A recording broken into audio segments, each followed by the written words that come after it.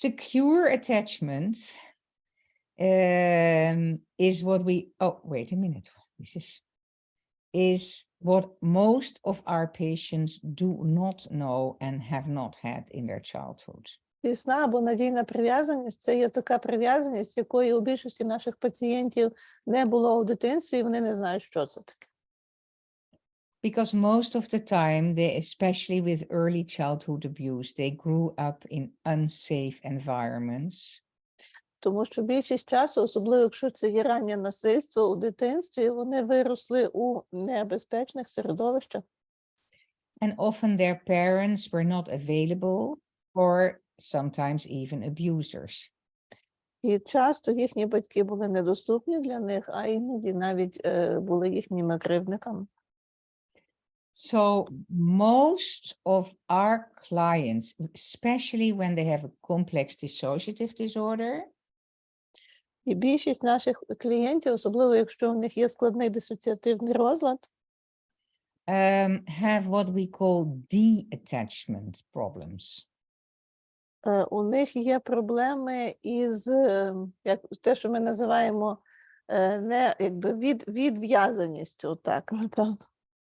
And actually de-attachment is, you could say, a split, a fragmentation of the personality.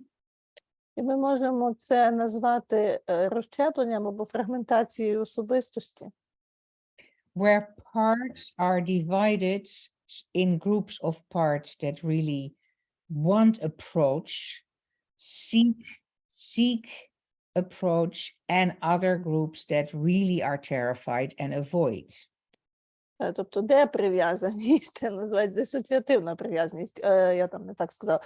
Тобто, це коли у них є такі частини, які хочуть наблизитися, а інші, які хочуть уникати. And sometimes the parts that are looking for approach, for contact with you, may also become very dependent. І ті частини, які шукають контакту з вами, також можуть стати дуже залежними. While the others who are afraid of contact and approach may either fight or flight or freeze because they are so afraid. А ті, які бояться контакту, то вони можуть або боротися, або втікати, або застигати, настільки вони бояться. And this is a picture of the different voices, or you could also say the different opinions of somebody. І тут на картинці зображені різноманітні голоси, або можна сказати, різноманітні думки однієї людини.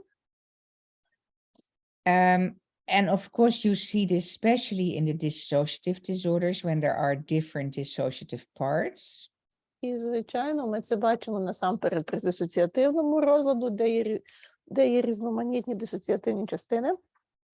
But of course you also to some extent have these different ideas, for instance, in the borderline personality disorder. Але, звичайно, до певної міри такі ідеї можуть бути і при межовому розладі особистості. And you see approach avoidance here also every time again. І також ви бачите тут наближення і уникання щоразу. So if we go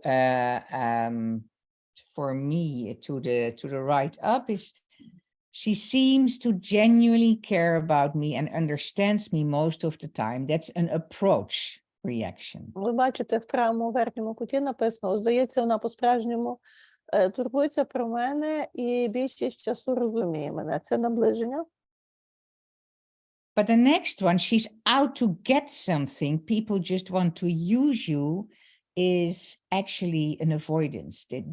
This is the fear, so they avoid this part. Але відразу нижче ми бачимо страх і бачимо уникання. Коли вона хоче щось отримати, всі просто хочуть тебе використати.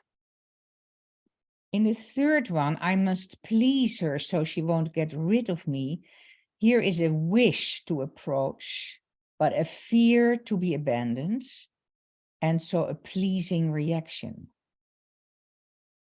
І в третьому, ви бачите, я можу задовольнити її, щоб вона не позбулася мене. Це є бажання наблизитися, але це є також одночасно і страх покинутості. And in the one here is also, I have to do whatever she says. It's kind of, I have to submit, otherwise I don't get what I need. І також, якщо я мушу робити, що вона каже, щоб отримати те, що мені потрібно, це є, я змушений підкоритися, інакше я не отримую те, що мені потрібно. You see, this is double because it is pleasing in those two things, but there is also mistrust internally. Ви бачите, що тут є подвійне, тому що з одного боку є намагання задовольнити, а з іншого боку всередині є недовіра. And then the next one that the nice lady will take care of me, that's pure approach. I want you to be my mama, these child parts might say. І, наприклад, от якщо ви бачите, що ця мила жінка може про мене подбати, це є чисте наближення і часто дитячі частки можуть це сказати. And then the last one, it's dangerous. You can't trust anybody, of course, is again avoidance. І знову ж таки, вгорі зліва це небезпечно і не можна нікому довіряти, це вже є також уникання. And I can give you many more of these ideas that can be in the head of the patient. Можу вам багато навести таких ідей, які можуть бути у голові пацієнта. For instance, it is dangerous to approach. Наприклад, наближатися небезпечно. Because if she really knew who I am and what I have done or what happened to me, she will not want me. Тому що якби вона знала по-справжньому, хто я і що я зробив або зробила, і що зі мною сталося, то вона мене не захотіла б. So that opinion is based on a very, very negative sense of self. I'm disgusting, and this therapist, if she finds out, she wants to get rid of me. Ця думка заснована на дуже негативному уявленні про себе і огиді до себе. Тобто, якщо терапевт про це довідається, то вона мене не захоче. And now imagine that all these different thoughts are in one head, in one mind, conflicting, of course. І подумайте також про те, що усі ці суперечливі думки є в одній голові.